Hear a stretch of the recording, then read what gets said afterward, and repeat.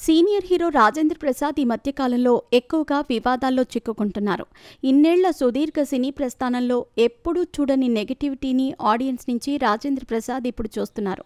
అందుకు కారణం ఆయన నోటి దూలనే అనే సంగతి మనందరికీ తెలిసిందే.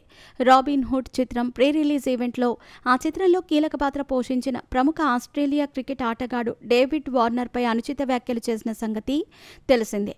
ఆయన మాట్లాడిన ఆ మాటలు సోషల్ మీడియాలో బాగా వైరల్ అయ్యి జనాల నుండి వ్యతిరేకత రావడంతో వెంటనే స్పందించి క్షమాపణలు చెబుతూ ఒక వీడియోని విడుదల చేశారు.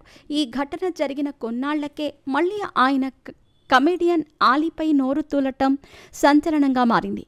ఆ వీడియో సోషల్ మీడియాలో బాగా వైరల్ అయ్యి రాజేంద్ర ప్రసాద్పై విపరీతమైన నెగటివిటీ ఏర్పడటంతో కాసేపటి క్రితమే కమెడియన్ ఆలీ దీనిపై స్పందించారు. ఆయన మాట్లాడుతూ, అందరికీ నమస్కారం. నిన్న ఎస్వి కృష్ణారెడ్డి గారి పుట్టినరోజు సందర్భంగా మేమంతా అతిథులుగా పాల్గొన్నాం. ఈ ఈవెంట్లో రాజేంద్ర ప్రసాద్ గారు నా గురించి మాట్లాడుతూ కాస్త నోరు జారారు. దీనిని మీడియా మిత్రులు బాగా వైరల్ చేస్తున్నారు. ఆయన ఒక గొప్ప నటుడు. ఆయన మొన్నటి వరకు పుట్టెడు దుఃఖంలో ఉన్నాడు. ఎందుకో మనందరికీ తెలుసు. తాను అమ్మలాగా భావించిన కూతురు చనిపోయింది. ఇలాంటి సమయంలో ఈ నెగటివిటీ ఆయన వరకు చేరటం మంచిది కాదు. ఏదో సరదాగా అన్న మాటలే అవి.